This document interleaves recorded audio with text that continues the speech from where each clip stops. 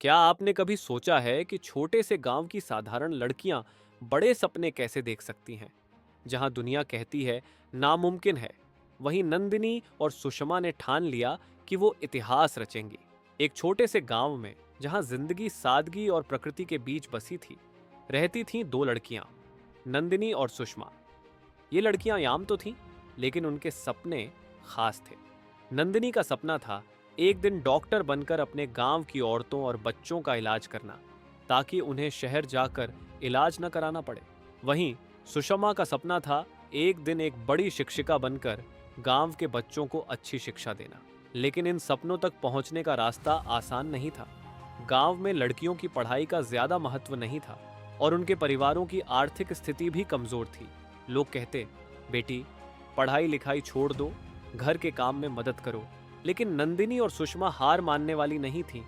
दोनों ने मिलकर अपनी पढ़ाई शुरू की, चाहे किताबें कम थीं, सुविधाएं न थीं, पर उनका हौसला अडिग था। गांव के पुराने पेड़ के नीचे बैठकर दोनों दिन रात मेहनत करती। गांव वालों को देखकर लगता, क्या ये लड़कियां कभी अपने सपने पूरे कर पाएंगी? फिर एक दिन गांव में आई सीमा मैडम। सीमा मैडम खुद गांव की बेटी थीं, लेकिन शहर जाकर पढ़ी थीं और अब अपने गांव के बच्चों को पढ़ाना चाहती थीं। उन्होंने नंदिनी और सुषमा को देखा और उनके सपनों को समझा।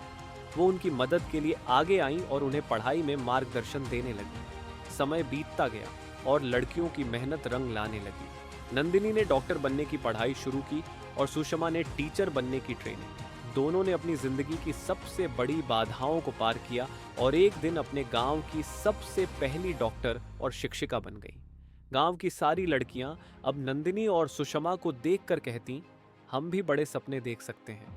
ये कहानी हमें सिखाती है कि चाहे परिस्थितियां कितनी भी मुश्किल क्यों ना हो, अगर आपके सपने बड़े हैं और आप मेहनत करते हैं तो कोई भी सपना सच हो सकता है। गांव की बेटियों के सपने सिर्फ उनके नहीं होते, वो पूरे गांव के भविष्य को बदल सकते हैं।